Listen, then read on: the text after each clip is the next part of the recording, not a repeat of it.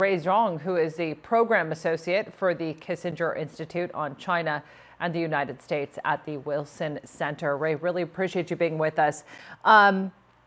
First of all, China's foreign ministry spokesperson had actually accused the U.S. military of dropping this virus in the center of China. And now you have the President of the United States saying that this is the China virus. When the dust settles from all of this, where will China-U.S. relations be at a time when it looked like we were seeing progress in the trade relationship? Well, U.S.-China relations were certainly in a holding pattern after the conclusion of the Phase 1 trade deal. We weren't exactly sure when we were going to get to a Phase 2 of the trade deal. However, I would say that the last year of U.S.-China relations have been characterized by these political tensions between China and the United States. In January and February, China obviously was very busy with other policy priorities when the COVID-19 virus hit and peaked. And so for a time, it wasn't necessarily putting U.S.-China relations at the forefront. But now, as we see that the timetable for China's handling of the virus has slowed down a little bit, these political differences between China and the United States have come back out. These are the world's two largest economies that we're talking about here, and they've both taken a very different approach to handling this virus. Mm-hmm.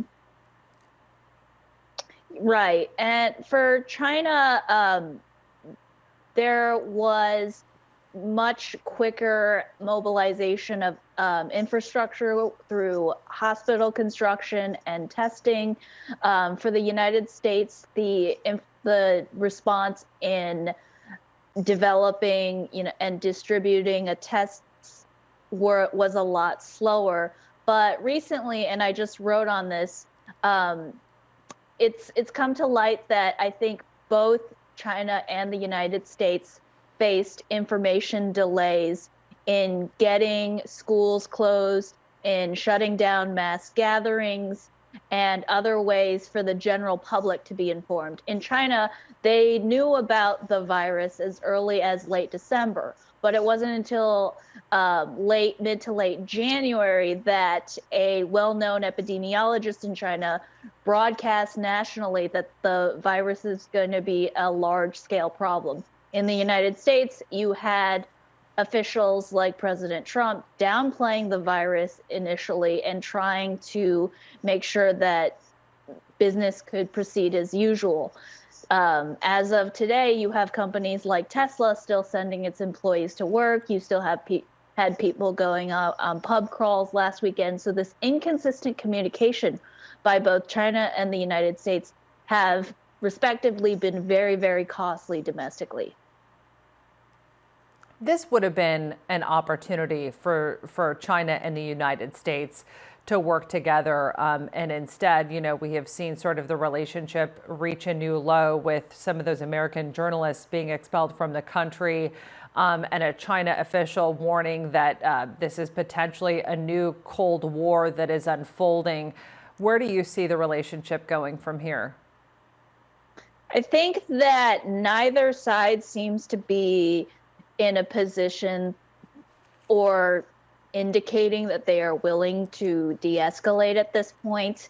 And at this point, I think it's definitely going to be a more long-term, drawn-out conflict. The United States is certainly going to try to figure out what to make of its supply chain issues. The tariffs that were applied earlier really, really hit the medical supply industry really hard. And so as both countries brace for a hard economic hit, they're going to be managing potential tensions in the bilateral relationship, as well as more challenging environments domestically. All right. Rui Zhong, really appreciate you being with us. Thanks for your analysis.